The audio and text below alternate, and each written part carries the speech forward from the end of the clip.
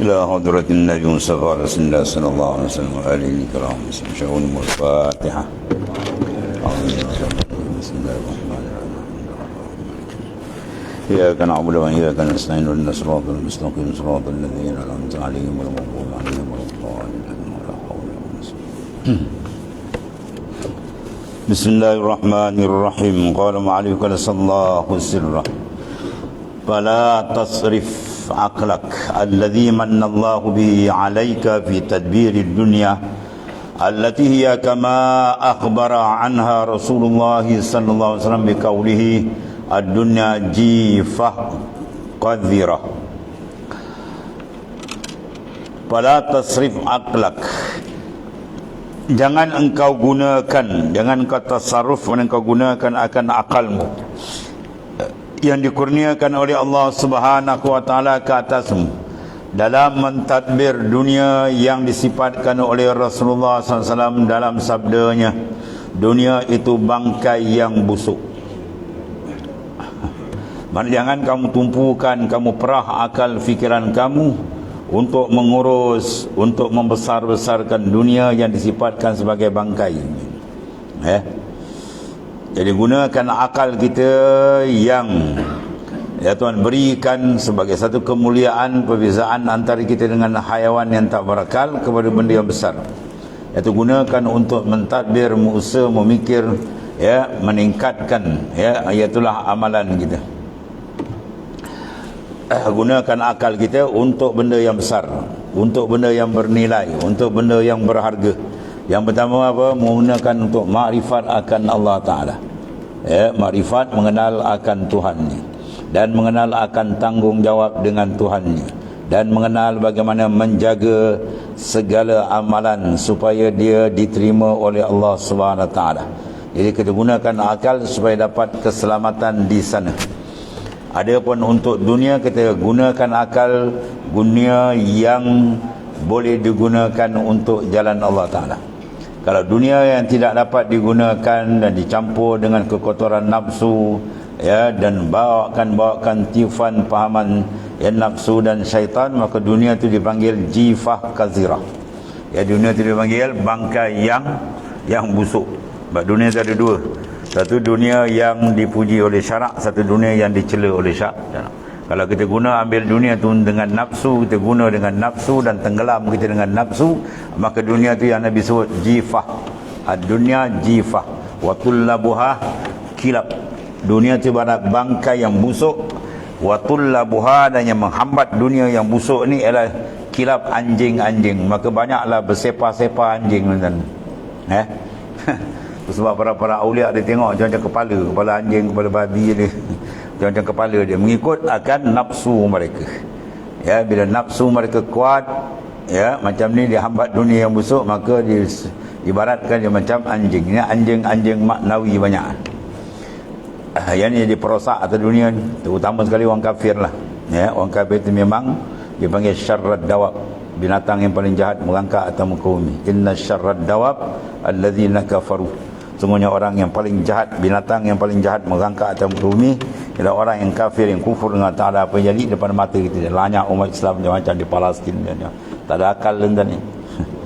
Dia guna senjata buat dia hentamnya orang. Oh gila. Allah, itu binatang paling jahat yang merangkak atas dunia.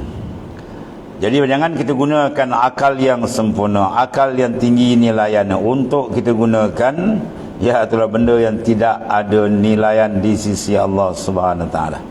Jadi kita gunakan akal, kita jalankan pemikiran dia untuk mendapat benda yang mahal, benda yang berharga, yang bernilai besar, iaitulah kontak kita dengan Allah Subhanahu Wa Ta'ala. Jangan kita jaga kontak kita dengan makhluk, terutama dunia yang dibalut dengan nafsu dan sebagainya. Itu di antara pesanan di Tuan Pengarang. Fala tasrif aklak, jangan kau tasarruf, kau gunakan akal kamu yang mana manallahu bihi, yang Tuhan kurniakan kepada kita tadi, fi tadbir dunia, pada mentadbir dunia semata-mata, siang malam pagi petang tak habis-habis dan diberambat.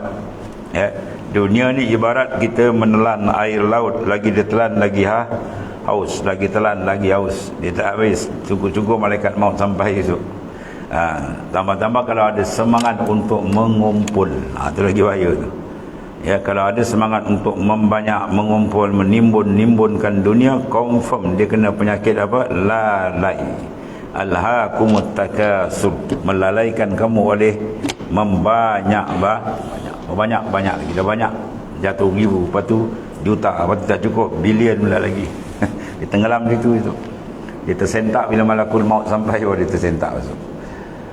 Wa kama qala lidhahhak ma ta'amuk qala allahu wal laban qal summa yaudani ila madha qala ila ma qad alimta ya Rasulullah sallallahu alaihi wasallam qala fa inna allaha qad ja'ala ma yakhruju min ibni adam masalan lid dunya. Masya-Allah. Jadi dunia ni punya keji kan, dunia yang diambil dengan nafsu, diguna cara nafsu. Banyak permisalan-permisalan yang keji dibuat oleh Rasulullah SAW. Kuat sangat kemeletup. Tadi disupakan macam bangkai yang busuk. Di sini pula disupakan macam tai yang keluar daripada perut. Dan seperti sabdanya kepada Ad-Dhahhak, apa makananmu, ma ta'amuk, apa makanan kamu wahai Dhahhak? Jawabnya daging dan susu. Iaitu al-lahm wal laban. Kemudian baginda SAW berkata, bersabda lagi, kemudian berubah menjadi apa? Yang kamu makan ni susu, daging, sedap kan, sate macam-macam kan. Masak asam, orang Melaka masak asam je. Meleleh ya liun. Makan semua tu makan jadi apa? Jadi tai. Itu maksudnya. Summa ya'udani ila maza. Dua tu kembali jadi apa? Wahai Dhahhak. Baginda menjawab kepada apa yang telah engkau ketahui wahai Rasulullah SAW. Dia pun pandai jawab ni. Kalau kita jawab apa dia tai je lah. Dia jawab dan kata ila ma qad alimta, kepada barang yang Rasulullah lebih mengetahui lah kata. Jawapan orang beradab. Kita jadi tai kan ni. Bersabda baginda, maka sesungguhnya fa innallaha qad ja'ala ma yudu ibni adam masalan di dunia. Sesungguhnya Allah SWT telah menjadikan perkara yang keluar daripada anak Adam, mana yang keluar daripada perut makan-makan jadi tai itu, itulah perumpamaan dunia. Itulah dia. Dunia je pada tai punya sebenarnya. Tapi siapa tak nampak, si buta je bergambat. Dia bergambat kejauh siang malam pagi petang. Oh, berseronok pula dia. Oh, berbangga-bangga pula mengumpulkan tai. Jadi kalau dunia ni disifatkan sebagai sifat-sifat yang keji, tiba-tiba kita orang Islam nampak dunia ni hebat, bermakna pandangan kita dah jauh babas saja. Dah jauh babas dari apa yang dinyatakan oleh baginda sallallahu alaihi wasallam. Cuma dunia tu bagi dua lah. Dunia dimaksud sini dalam kitab-kitab tasawuf, dunia yang dicela, dunia yang dimisalkan dengan benda-benda yang rendah, yang najis, ialah dunia untuk dunia. Dia cari dunia untuk dunia, tak ada guna akhirat, untuk kepuasan nafsu dia, berbangga-bangga. Itu semua dunia tak ada nilai, tak ada harga langsung. Adapun dunia yang digunakan untuk jalan akhirat, dijadikan dia alat untuk dapat keridhaan Tuhan, itu tak apa. Itu disebut dalam hadis lain, ad-dunya mazra'atul akhirah. Dunia mazra' ay mahaduz zar'i, tempat bercocok tanam untuk akhirat. Itu maknanya. Dia ada dua bagilah. Sebab pentingnya ilmu, kita nak beza mana dunia yang dibenar, mana dunia yang berbahaya, supaya kita tidak terperangkap. Sebab kita nak balik ke hadrat Allah Ta'ala. Makin lama makin dekat. Allah. Dunia macam ni mengkaburkan pandangan rohani kita. Dunia macam ni menjadi hijab, dan mengalih dunia macam ni mengalihkan pandangan kita menuju pada Allah SWT. Dan dunia sebagai ini melemahkan keimanan kita, menghayalkan kita, merapuhkan akan ibadah kita pada Allah. Jadi rosak. Dunia macam ni adalah dunia yang dimazmumah, dunia yang mazmum, dicela oleh syarak. Benteng kalau tak kuat ni syarat. Terus kata orang awam, ulama pun terbalik dan kena dunia. Dia kata ribu haram, dan bilion je pahuah halal. Dia terbalik tuan ni. Dah banyak-banyak ke mata dia kelabu. Allah. Azmi racun tuan ni, meracuni perjalanan makrifat kepada Allah Subhanahu Wa Taala. Lepas tu kita kalau nak bertanam, ya, kita mesti banyak faktor yang kita kenal. Tanah dia kena cari tanah subur, baja yang sesuai, pengawalan pokok pula. Pokok cantik, tanah pokok dah cantik, tapi kawalan tak ada, tak dipagar ataupun racun tak kenal, akhirnya dia makan daun tinggal batang. Atau tak ada pagar, disondol babi, habis sodok, habis semua ni. Ini amal dah cantik, tapi kan jaga, ini semua permusnah. Pemusnah, penjahanam amal-amal yang kita laku kalau tak betul kita jaga. Wat tadbirul mahmud. Apa kata tadbir yang dipuji oleh syariat apa? Huwa makana tadbiru li ila yuqarribuka ila Allah Subhanahu Wa Taala. Kat tadbiri bara'atiz zimmah min huquqil makhluqin imma istihlalan wa tashihi taubah ila rabbil alamin wal fikrati fima yuaddi ila qam'il hawa al murdi wasyaitanu mughwi fahaza kulluhu mahmud la syakka fih. Walizalik qala Rasulullah sallallahu alaihi wasallam fikru sa'ah khairun min ibadat 70 sana. At-tadbirul mahmud, pentadbiran yang dipuji oleh syarak. Bagi Ibn Athaillah As-Sakandari, pengarang yang sama, dia ada satu kitab dia, ya, Tanwirul Qulub bi Isqatit Tadbirul Uyub. Nama dia pun pelik bunyi, ya. Tanwirul Qulub, ya, mana bersinar ni cahaya hati tadi dengan apa? Bi Isqatit Tadbirul Uyub, dengan menggugurkan tadbir yang keji. Di sini pula suruh tadbir, sebab tadbir itu ada dua, ya. Sedangkan dalam hadis Nabi sebut at-tadbir nisful ma'isyah, pentadbiran setengah daripada kehidupan. Jadi maksud dia tadbir yang mana yang dipuji, tadbir mana yang dicela oleh syarak. Maka di sini tadbir yang mahmud yang dipuji tadi itulah pentadbiran kita ejaz kehidupan kita ni yang mendekatkan engkau kepada Allah Subhanahu Wa Taala. Itu dipuji oleh syarak. Ya, kita mengolah kehidupan kita tadi membawa dekat dengan Tuhan, rapat dengan Tuhan, semakin dekat jinak dia dengan Allah Taala. Seperti tadbir dalam melepaskan tanggungjawab daripada hak-hak segala makhluk. Ya, kita tadbir supaya apa? Bara'ah zimmah, melepaskan tanggungan min huquqil makhluqin, ya, daripada hak-hak makhluk. Sebab tu kalau tak lepas, sangkut kita di akhirat itu. Lagi banyak amanah kita pikul, lagi besar kita nak jawab di mahkamah Qadir Rabbul Jalil. Sama ada dengan minta halal, kalau kita terambil, kita tercuri, atau kita terumpat, kita terkata, tu semua tu dia bergerik sampai mahkamah sana besok ni. Ya, kalau kita ambil sikit, tiba-tiba minta halal, Tuhan kata saya tak halal, saya nak tuntut di mahkamah Allah Ta'ala. Jawab dia apa? Kena gerik kita sana besok. Sebab hak manusia ni bahaya. Kalau kita tak lepas, jawab. Nak jawab tak tahu sana besok ni. Allah, yang kita punya pun takut tak lepas, apatah lagi kalau beban orang lain pula lagi, ya. Sehingga insan terjadi muflis, yang beramal jadi muflis. Bila sahabat ditanya apa muflis, sahabat pun jawab dengan muflis dunia, mala dirham lahu wala mata.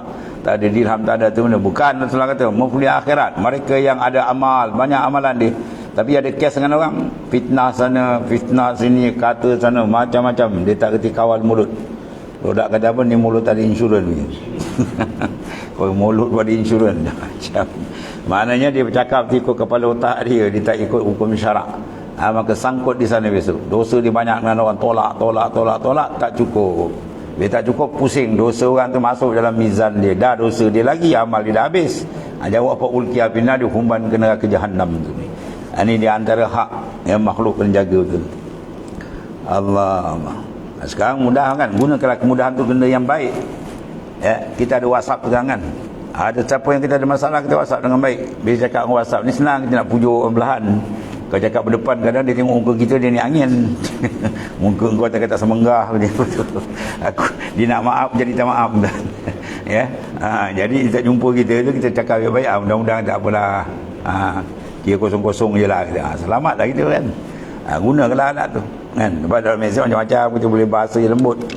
Kalau berdepan kadang-kadang lain lagi hari angin ni. Dan berfikir pula pada perkara yang membawa kepada menundukkan hawa nafsu. Tashihut taubat yang pertama sekali. Fikir macam mana kita nak membersihkan dosa kita yang begitu banyak dengan Allah Ta'ala. Dosa kita banyak tuan. Wali kata, ya Rab, dosa aku lebih banyak daripada pasir yang melata. Kalau wali, kita ni apa tuan? Kalau anak ni apa untuk wali ni. Lagi banyak dosa bertambun-tambun. Jalankan dosa, buruk dosa, pusing kanan kiri dosa kita dah banyak tuan ni. Macam-macam zaman kita ni zaman yang tak terlepas. Di mana saja kita berhadap, ada je punca lubang maksiat. Allah. Tiba-tiba kita tak tashihkan betul-betul taubat kepada ila rabbil alamin. Tu mana kita mentadbir, mengejas supaya penyelesaian kita dengan Tuhan tu bersih.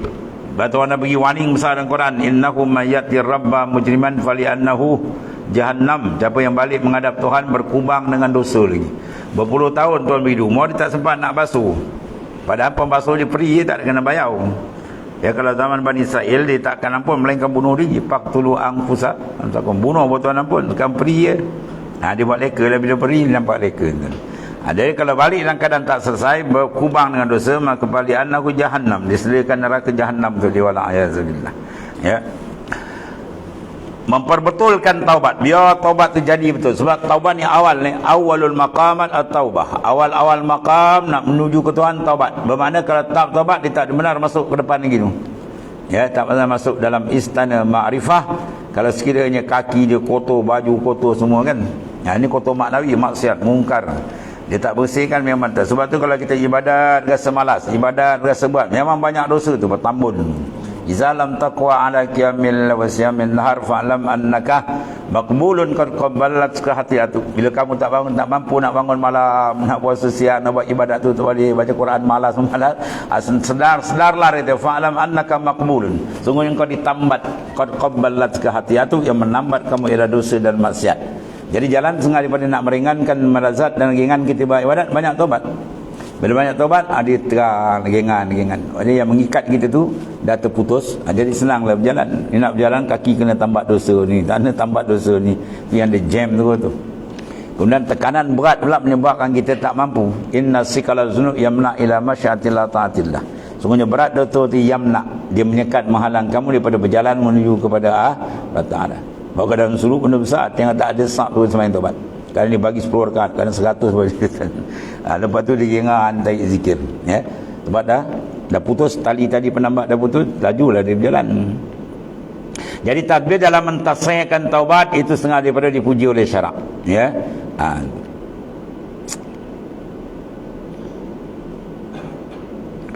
Dan kepada pentas sekian, dan berfikir pada perkara yang membawa kepada menundukkan nafsu. Kita fikir bima yuaddi ila qam'il hawa. Macam mana kita nak sekat, sebab nafsu kalau kita tak boleh keluar, dia tak boleh berjalan kita ni. Lepas tu bila keluar nafsu tu nikmat besar ni, khuruju minan nafsi ya ni'matul uzma fa innahu hijabun bainaka wa bainallah. Bahawa keluar daripada nafsu tu nikmat paling besar. Bila orang tu boleh keluar, mana dia daripada tawanan nafsu, dia boleh lepas dari penjara nafsu. Dia ikat nafsu, bukan nafsu ikat dia. Gitu daripada nikmatul uzmah, nikmat paling besar. Sebab innahu hijabun bainaka wa bainallah, wa nafsu tu hijab, mendinding kamu dengan Allah Ta'ala. Seorang tak boleh faham Islam sebab nafsu letak di depan dia. Seorang tidak akan nampak cahaya ma'rifat. Sebab apa? Kegelapan nafsu menutup dia. Dan begitu seterusnya. Maka padamkan dia. Sebab tu jihad besar, jihad nafs. Wahabi je banyak tafsir. Itu hadis dhaif, macam-macam. Biasa kadang-kadang kita sengaja dibubur hadis dekat saja. Raja'tum min jihadil akbar, min jihadil asghar, ya jihadil akbar wa huwa jihadun nafs. Wah, dia pun ini hadis bukan sahih. Tuan guru ni Abdul Aziz jawab, itu hadis. Besarnya perjuangan nafsu, kata Tuan Guru almarhum Tuan Guru Aziz, ialah nas Quran. Inna nafsa la ammaratun bisu'. Tu nas Quran lagi besar. Dah ada nas Quran, dah ada, boleh nak bising. Dia hadis pun kalau dhaif bila banyak qawi dia, dia Hasan li ghairi kan, atau kaedah dia. Jadi maknanya sekarang nas Quran terang didatang dengan tiga takkid tu. Inna satu, kemudian lam muzahlika atau lam muzalaka di farati takkid, kemudian jumlah ismiyah. Tiga penguat kata tu dalam keadaan Arabiah ni, kalau tiga tu memang berbesar. Inna nafsa, sungguh nafsu la ammara, sesungguhnya menyuruh ya ke arah kejahatan. Jadi maknanya dapat keluar daripada itu, kita akan rasakan satu kelegaan, keringanan, kelazatan mengerjakan ibadat bila kita tanam nafsu kita. Kita ikat dia, jangan diikat kita ya. Dan syaitan yang jahat, ini kita gunakan tadbir kita untuk ke arah menyelesaikan perkara ini. Maka ini semua adalah terpuji ya, tanpa syak lagi dah. Sebab apa? Kerana sabda Rasulullah sallallahu alaihi wasallam, fikru sa'ah khairun min ibadati sab'ina sanah. Ya, saat ia terlebih baik dia berfikir, menjalankan fikiran, menjalankan ibadat dalaman. Sebab tu di sini ambil dia panggil zaratun min amalil batin khairun min amsari jibal min amali jawarih. Ya, zaratun min amalil batin, satu zarah dia amal dalam lebih besar daripada segunung-gunung amalan luar, tapi tak ada dalam. Kan, buat ibadat banyak tapi dalam kosong, ikhlas tak ada, apa tu semua dia tak biar kosong jadi. Tapi yang ni sikit je, dia fikir aja tentang kebesaran Tuhan. Dia bisa fikir, jalankan untuk mengejaz kekotoran-kotoran untuk dibersihkan, dan seterusnya, maka nilai yang besar di sisi Allah Subhanahu wa taala. Kemudian wa tadbiru dunia ala kismain. Tadbir dunia li dunia wa tadbir dunia lil akhirah. Tadbir kita mengurus dunia terbagi dua. Kita urus tadbir dunia untuk dunia, ini dicela oleh syarak, dan tadbir dunia untuk akhirat, ini dipuji oleh syarak. Wa tadbir dunia li dunia huwa an yudabbira fi asbabi jam'iha iftikharan biha wa istiktharan laha wa kullama zida fiha syai'un izdada ghaflatan wa ghitiraran. Ni tu dia punya risiko besar. Dan ba amartu zalik an tashghalahu anil muwafaqati wa tu'aidahu wa tu'addiyahu ila mukhalafah. Adapun tadbir dunia untuk dunia, yang ini dicela oleh syarak, dia mengotorkan hati kita, menjauhkan kita dengan Tuhan, menjadi kita semakin gelap perjalanan kita. Ialah untuk dunia untuk dunia. Dia cari dunia untuk dunia dia. Ialah bahawa seorang mentadbir pada segenap cara dalam mengumpulkan harta. Ya, jadi harta dia boleh terkumpul. Matlamat hidup dia mengumpul harta.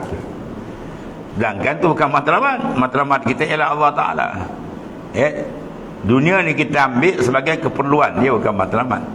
Ya, dunia sebagai keperluan, sebab kita perlu makan, minum, bukan malaikat. Tapi jangan jadi matlamat. Matlamat benda besar. Ya, tu. Jadi dijadikan matlamat dunia, mengumpul lah. Bila dia jadi matlamat, dia tak kira halal haram pun, dia sebat aje lah dia.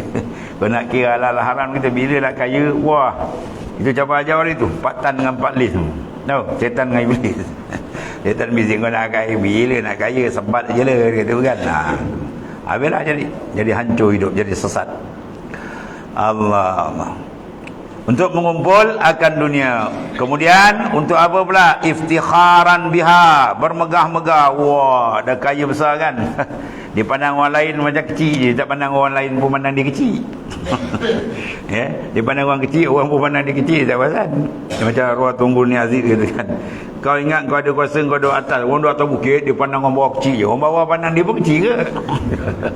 Jangan kau pandang orang bawah kecil je, orang bawah pandang kau pun kecil je kan. Habis. Untuk bermegah-megah dengannya dan membanyakkannya. Ni semua jalan-jalan menyesatkan. Wastiksaran laha. Ya, dia kena benda ni habis kan ni. Ya, dia tak cukup.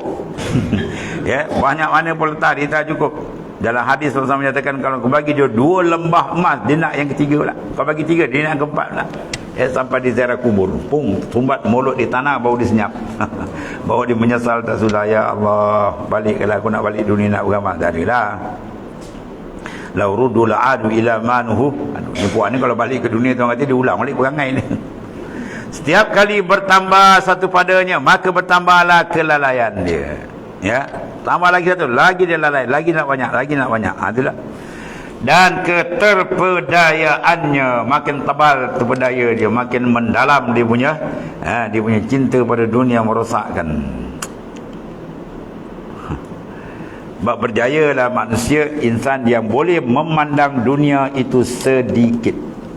Ya. Siapa yang boleh pandang dunia ni kecil, dunia ni sikit tak ada harga, orang tu berjaya. Kalau orang tu pandang dunia besar, habis orang tu rosak. Ba'ad dunia aqallu minal qalili. Dunia tu sedikit dari benda yang sedikit. Wa ashikuha adzallu minal dzalili. Dan orang yang asyik dengan dunia adzallu minal dzalili, sehina-hina daripada orang yang hina, sebangsat-bangsat daripada orang paling bangsat. Diletakkan hubud dunia dalam kalbinya. Ada dunia tahu ni, jangan masuk dalam. Dalam ni bukan tempat dunia, dalam ni tempat kita dengan Allah Ta'ala. Ya, ma fi qalbi ghairullah. Itu kaedah tu pakai. Maka tanda demikian itu ialah apabila dunia itu membuatnya sibuk. Jadi, ya, sibuk sana, sibuk sini. Saya ni bukan tak nak pergi masjid surau ni, tapi nantilah dulu sibuk, dia bohong je. Ya, nanti lepas pencen saya pergi, dah suruh dua pencen dengan dia lagi, dia mancing ikan. Ada sembat buaya tepi sungai kalau baik. Ya, terginjut. Apa jiwa, bila jiwa dia tak ada jiwa agama, jiwa dengan ketuhanan, ya, habis dia akan lalai dan dia temberang itu. Dia habis kerja lain pula datang. Ya. So dia kata dalam hikam la tastarqib uqul aqdar, ya. Jangan kamu apa? Terperanjat datunya kekerohan. Sebab itulah dunia. Paling satu satu.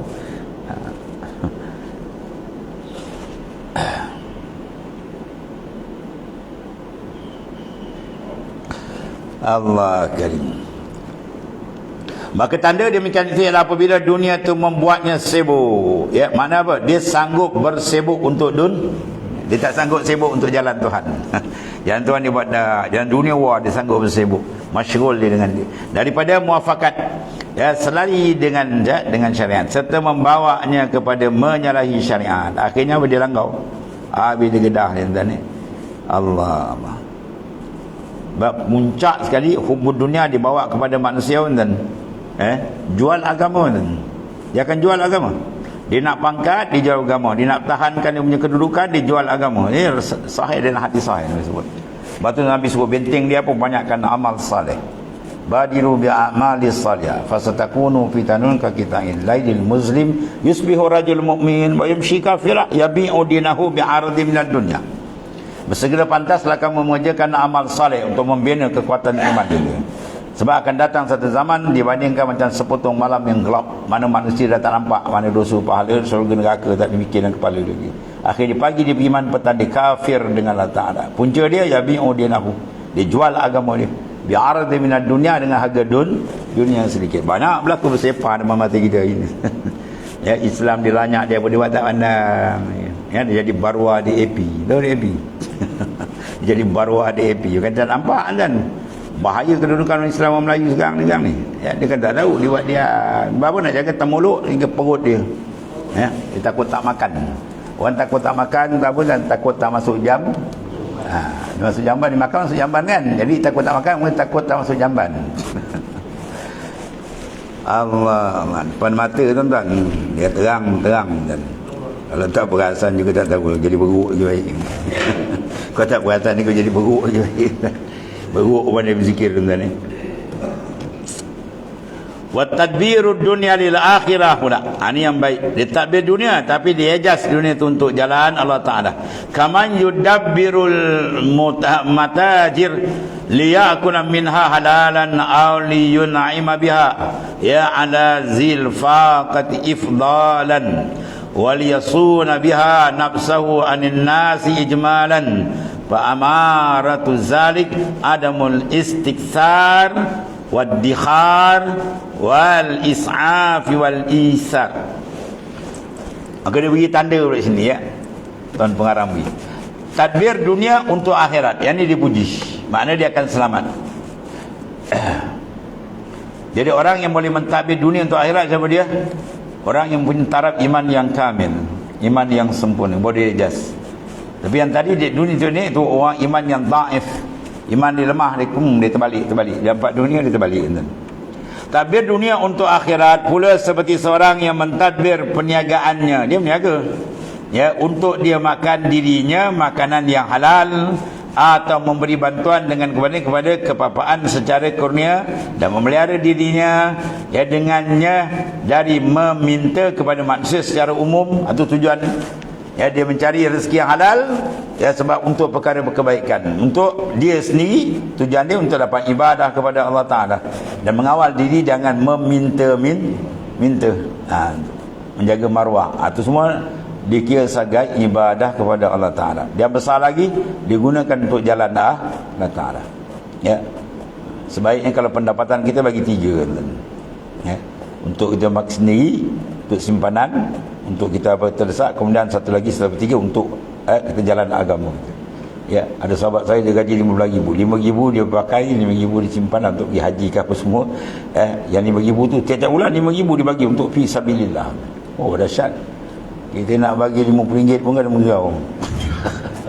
Dia nak bagi RM50 nengai dalam perut, toin nengai perut. Ni istilah orang wujud tanah.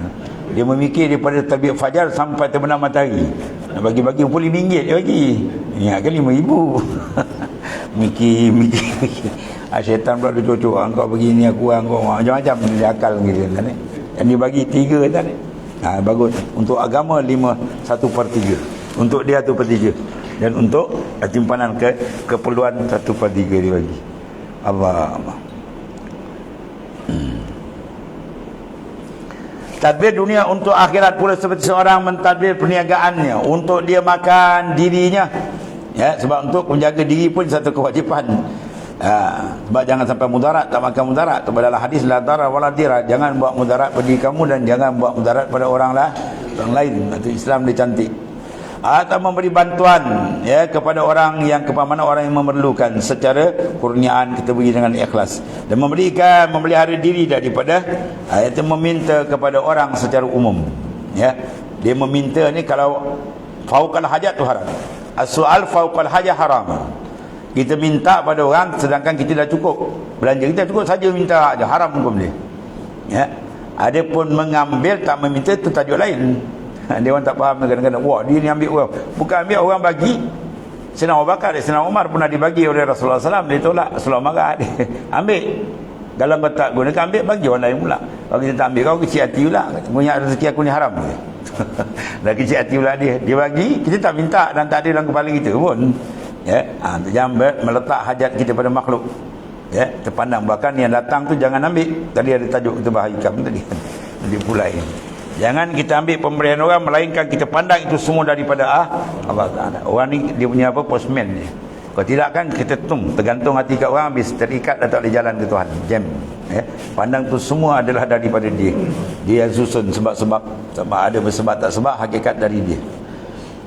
Inilah dia tak pandang Tuhan, dia pandang orang. Wah, sampai ke mati dia ingat dapat kain batik selai kan, dia RM50. Sampai nafas akhir dia ingat. Ya, Allah Ta'ala bagi kau nyawa sani kau dipadangkan mampus tu. Dia tak ingat pula ya. Macam-macam manusia.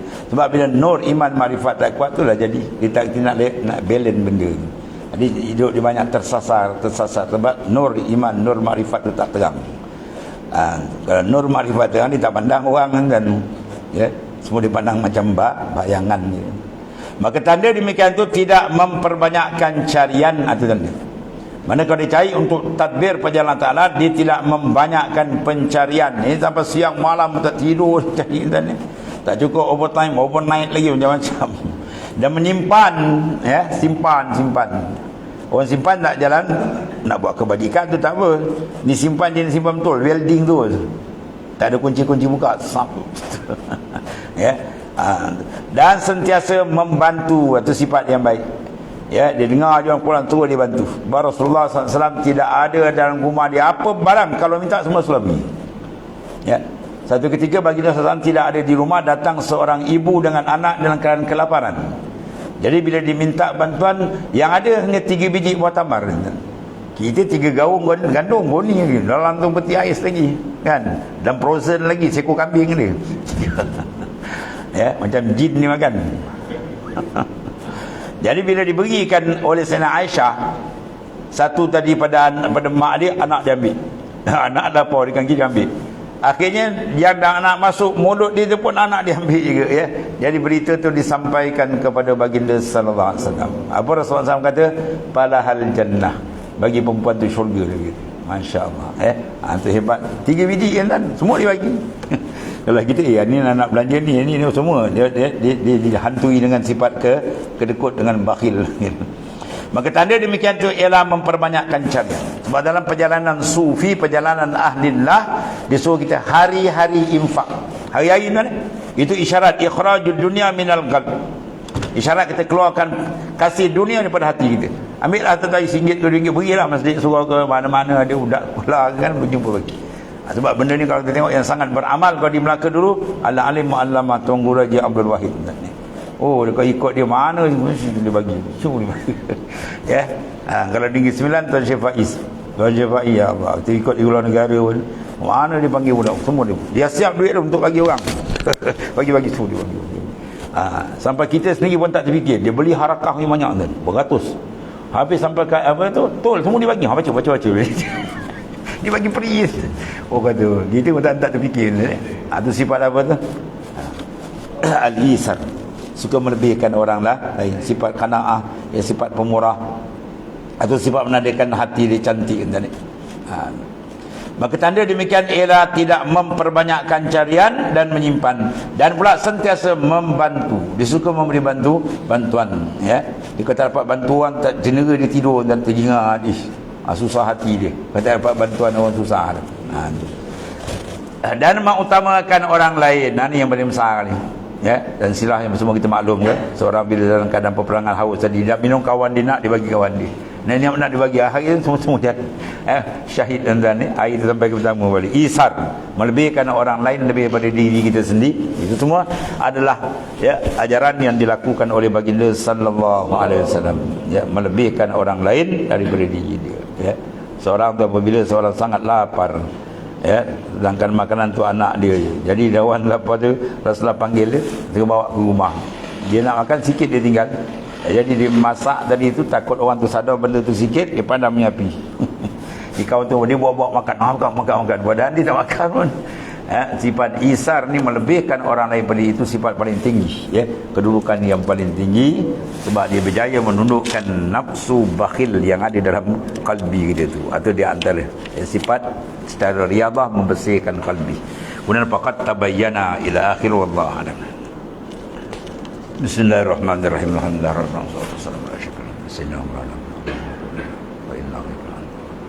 Alhamdulillah.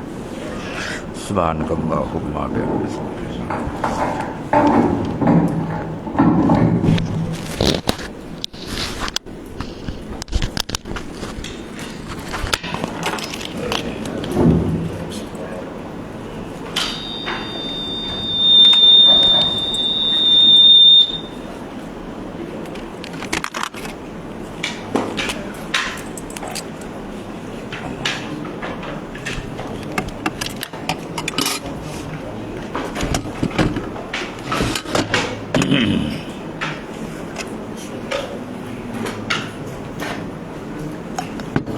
Alhamdulillah.